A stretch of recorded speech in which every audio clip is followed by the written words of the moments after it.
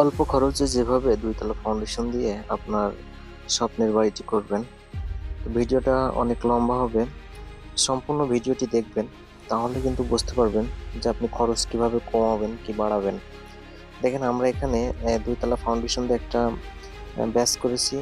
এখানে ৪ feet by ৪ fit আছে। মানে চতুর সাইডে আমরা ৪ ফিট বাই ৪ ফিট ব্যাস কেটেছি।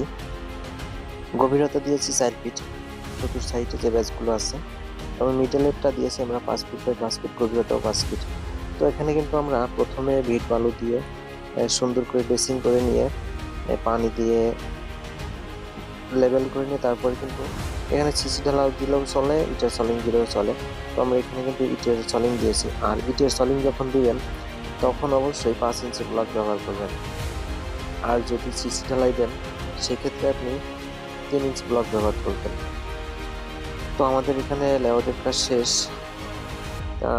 লেআউট প্রথমত লেআউট দিতে হয় যখন ব্যাস কাটা হয় তখন, দ্বিতীয়ত লেআউট দিতে হয় যখন আর কি খাঁচা বসানোর জন্য একটা লেআউট দিতে হয়। তো লেআউটের ক্ষেত্রে যদি লেআউটটা যদি দ্বিতীয় লেআউটটা যদি সুন্দরভাবে সঠিকভাবে যদি না দেওয়া হয় তাহলে কিন্তু পরবর্তীতে যে প্লারগুলো ওঠানো হবে, কলামগুলো ওঠানো হবে সেটা কিন্তু অ্যাকুরেটভাবে তোলা যায় না।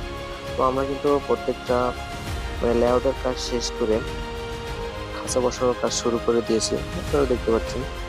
তো এখানে কিন্তু একটা বিষয় আছে, আমরা কিন্তু লেআউট দিয়ে নিয়ে প্রত্যেকটা ব্যাসে কিন্তু চতুর সাইডে আমরা মিডল করে রেখে দিয়েছি। তো যখন আমরা ওই মিডল সোজা যখন আবার দ্বিতীয়বারে যখন সুতা টাঙাবো গোড়ার দিকে, উপর থেকে কিন্তু সল করে নিয়ে আমরা এই যে মার্কগুলো করে রেখেছি, তো ওখান থেকে যখন আমরা এই সুতাটা টাঙাবো তখন কিন্তু আমাদের যে কলামের যে খাঁচাটা, সেই খাঁচাটা কিন্তু মানে সঠিকভাবে ১০০ ভাবে মিল করা যাবে সহজেই। আর এই মিল যদি না করা যায় তাহলে কিন্তু অনেক সমস্যা হয়। এজন্য এই কাজটা ১০০ মিল রেখে কাজ করা লাগে। তো আমরা এখানে যে ব্যাসের যে ঢালাইয়ের হাইট বা থিকনেস যেটা বলা হয় সেটা দিচ্ছি। ১ ফিট করে আমরা ব্যাস ঢালাই দিচ্ছি এবং ৬ ইঞ্চি করে দেবো উপরে যে বিট ঢালাই আছে সে বিট ঢালাইটা। তো আমরা এখানে যে ঢালাইয়ের মানে অনুপাত মিক্সটা যেভাবে করেছি, আমরা এখানে ঢালাই দিয়েছি ১ ব্যাগ সিমেন্টের সাথে ৬ ঝুড়ি খোয়া আর ৩ ঝুড়ি সাদা বালু, ১ ঝুড়ি লাল বালু, টোটালে ৪টা বালু আর ৬টা খোয়া। তো অবশ্যই ঢালাই কাজে সবচেয়ে একটা জিনিস মাথায় রাখতে হবে, সেটা হলো খোয়ার ভাগ যদি বেশি হয় ঢালাইটা আপনার মজবুত হবে বেশি। সেই ক্ষেত্রে অবশ্যই খেয়াল রাখতে হবে। খোয়া কখনো সময় কম দেওয়া যাবে না। বালু ৩টা দিলেও সমস্যা নেই, কিন্তু খোয়ার ভাগ একটু বেশি থাকে। খোয়া যদি ৬টা দেয়া হয়, বালু যদি ৩টা দেওয়া হয় সেক্ষেত্রে আরো ভালো হয়।